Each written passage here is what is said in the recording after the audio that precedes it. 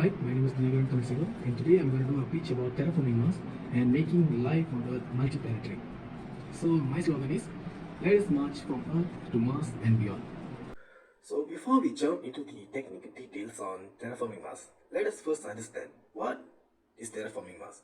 It is a procedure that consists of one or concurring planetary engineering or geoengineering with the ultimate goal of transforming the planet Mars from being a planet that is hostile to life to the one that can actually sustain and harbor life without protection of any sort. The process itself could take from decades to millenniums, which is the exact reason for it to be started today. There could be a question, why Mars? Why not any other planets?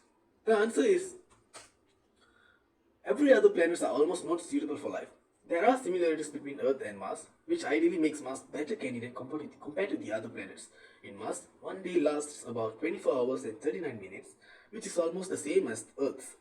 Like Earth, Mars also have polar ice caps and it is steeped on its axis too. And although now a dry planet, Mars did once have running water on its surface.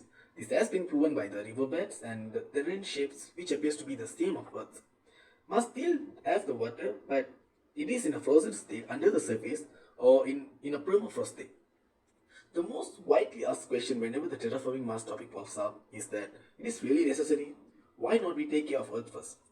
We need to realize that in the entire 4.5 billion years of Earth's existence, we are the only species that evolved in a way to even be able of thinking on terraforming a planet. And we should not forget that the curiosity and eagerness to explore is what that brought us from the caves to the moon. Without curiosity to learn and explore, we as a species would slowly be driven back to the caves. Other than that, Earth as a planet is hostile and prone to asteroid impacts, viruses, and climate change. The dinosaurs went extinct not because of the asteroid impact, but despite of wandering the Earth for 165 million years, they didn't manage to come up with neither an escape plan or a space program. To compare with humans, we've only been here for about 2 million years. And by making life multiplanetary, for not only humans but also for other life forms on Earth, the probability of extinction of all the species on Earth can be halved. Because there is always a cosmic neighbor harboring life, unlike now where Earth is the only known place in the entire observable universe to harbor life. And lastly, colonization can also be done on Mars instead of terraforming the planet. But it is not a long-term solution and it has its own downsides. Because by then everyone need to carry oxygen tanks and wear spacesuits whenever they are outside of the dome. And they could still be hostile to the intense radiations from the sun. So, talking about terraforming Mars, how exactly are we going to do it? There are several steps and methods proposed by the experts, such as first releasing the frozen water from under the surface, then by introducing plants and microbes that consumes or eats the carbon dioxide.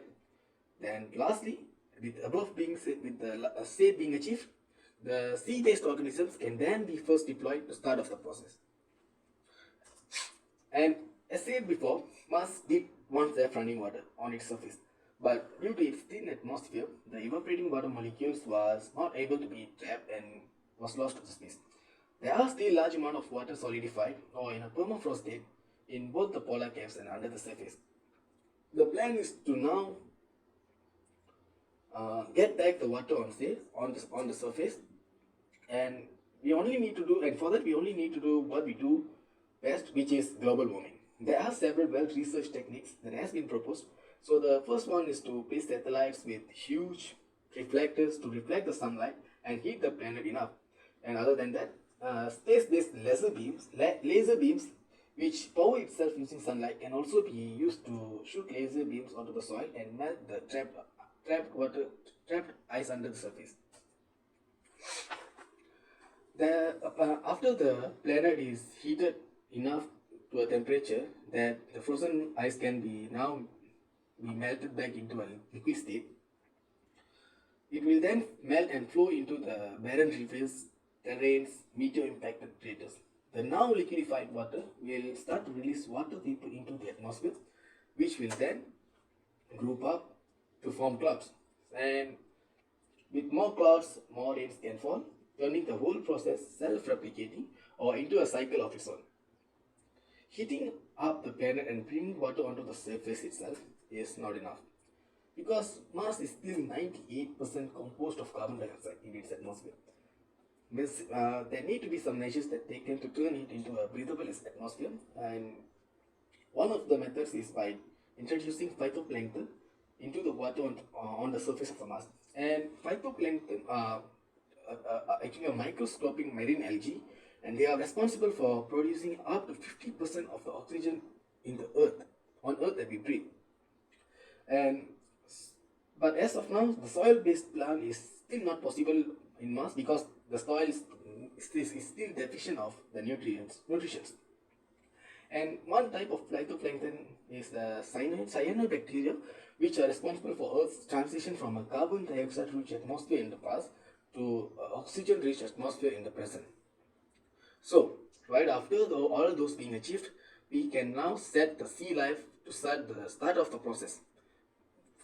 For the start, we can deploy the phytoplankton first to create a oxygen-rich atmosphere, and right after that, the sea creatures can then be deployed to start off the ecosystem on the planet. And lastly, this makes it suitable for us humans to set a huge base or even move to the planet right by then. I want to stress it that just by terraforming Mars or creating an escape plan for us to move, that doesn't mean that we neglect Earth or that we do not love Earth, right? So Earth will always be loved, and by making life multiplanetary, we are just trying to solidify our existence in the universe better. So uh, I would suggest of thinking it in this way.